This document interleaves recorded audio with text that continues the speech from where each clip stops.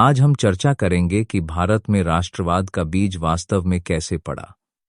Europe में तो राष्ट्र राज्य युद्धों और क्रांतियों से बने, लेकिन भारत में यह भावना औपनिवेशिक शोषण और सामाजिक धार्मिक विविधता के बीच एकता की तलाश से निकली। डॉ. शर्मा, आपको क्या लगता है कि ब्रिटिश शासन की कौन सी नीतियां सबसे ज्यादा निर्णायक रहीं?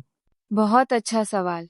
ब्रिटिश शासन की आर्थिक नीतियां, जैसे भारी कर और कच्चे माल की लूट, आम जनता को असंतोष की ओर धकेलने लगीं।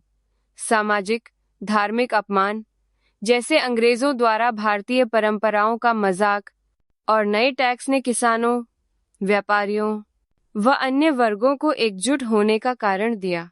साथ ही शिक्षित मध्यवर्ग और प्रेस का उभार भी राष्ट्रीय चेतना के विस्तार में महत्वपूर्ण रहा। रेल, डाक और अखबारों ने दूर दराज के इलाकों को जोड़ा। क्या आप मानते हैं कि सामाजिक धार्मिक सुधार आंदोलनों का भी इसमें योगदान था? बिल्कुल। ब्रह्म समाज और आर्य समाज जैसे सुधार आंदोलनों ने जाति, पांति, बाल विवाह जैसी कुरीतियों पर चोट की और भारत को एक साझा पहचान देने में मदद की। इससे समाज में नई सोच पैदा हुई, जो बाद में भारतीय राष्ट्रीय कांग्रेस की स्थापना 1885 में भी झलकी, जिसने एक अखिल भारतीय मंच तैयार किया। यानी औपनिवेशिक दमन ने विविध भारतीय समाज को आपस में जोड़ने का आधार बना दिया। इसी कड़ी में आगे बढ़ते हैं और बात करते हैं महात्मा गांधी और सत्याग्रह के युग की। गांधी जी के भारत लौटने के बाद स्वतंत्रता संग्राम ने एक नई दिशा पकड़ी। वे सत्याग्रह की अवधारणा लाए, जिसका अर्थ है सत्य और अहिंसा के बल पर अन्याय के विरुद्ध संघर्ष। प्रो. वर्मा, कैसे सत्याग्रह ने आंदोलन को जन आंदोलन में बदला? गांधी जी ने अपने दक्षिण अफ्रीका के अनुभवों को भारत में लागू किया। उन्होंने मजदूर, किसान, व्यापारी, विद्यार्थी हर वर्ग को जोड़ने की कोशिश की। सत्याग्रह में भागीदारी आसान थी। इसमें न तो हथियार चाहिए थे, न ही हिंसा। बस सत्य और अनुशासन की जरूरत थी। लेकिन भारत की विविधता जाति, धर्म, भाषा कई बार एकता में बाधा भी बनी। फिर भी औपनिवेशिक उत्पीड़न ने इन सभी वर्गों को अलग अलग कारणों से राष्ट्रवाद का समर्थन करने के लिए प्रेरित किया। क्या आप कुछ उदाहरण साझा कर सकते हैं जहां स्थानीय आंदोलनों ने इस एकता को चुनौती दी या सशक्त किया? अवश्य। अवध में बैजन आंदोलन, गोदम पहाड़ों में आदिवासी विद्रोह, असम के बागान मजदूरों का संघर्ष, ये सब स्थानीय स्तर पर शुरू हुए, पर बाद में असहयोग आंदोलन से जुड़ गए। इन आंदोलनों में कभी कभी हिंसा भी हुई, जिससे गांधी जी को अफसोस हुआ, लेकिन इससे स्पष्ट हुआ कि राष्ट्रवाद की भावना किस तरह जनता में गहराई तक पहुंच चुकी थी। बहुत रोचक। इससे हमें समझ आता है कि राष्ट्रवाद सिर्फ एक विचार नहीं, बल्कि व्यवहार और संघर्ष की विविधता में विकसित हुआ। अब बात करते हैं सिविल अवज्ञा आंदोलन और उसकी व्यापकता की।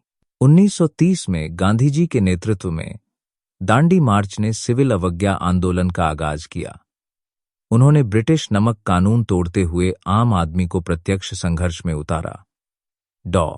सिंह, सिविल अवज्ञा आंदोलन की रणनीति असहयोग से कैसे अलग थी?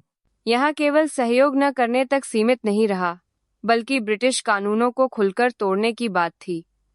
नमक, जो गरीब से अमीर तक सबकी जरूरत थी, को आंदोलन का केंद्र बनाकर गांधी जी ने हर वर्ग को जोड़ दिया।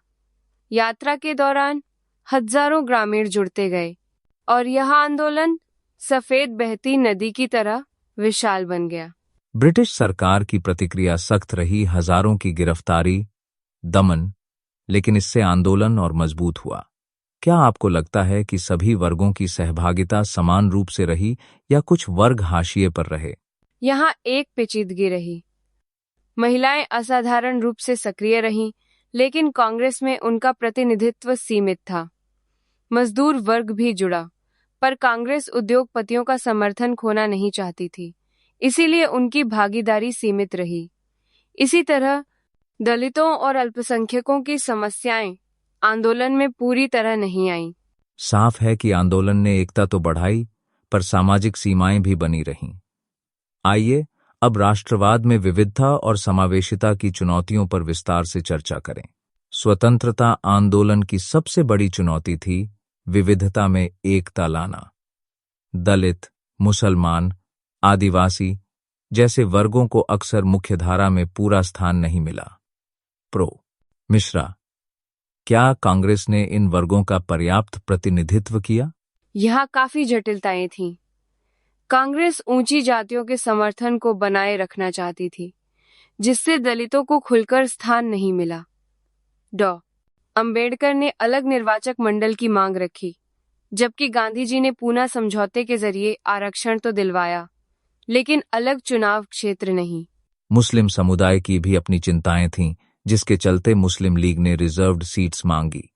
क्या आपको लगता है कि राष्ट्रीय प्रतीकों भारत माता, तिरंगा, लोक कथाएं ने विविधता को सही मायनों में समेटा? राष्ट्रीय प्रतीकों ने एकता को तो बढ़ावा दिया, परंतु उनमें अक्सर हिंदू संस्कृति प्रधान रही।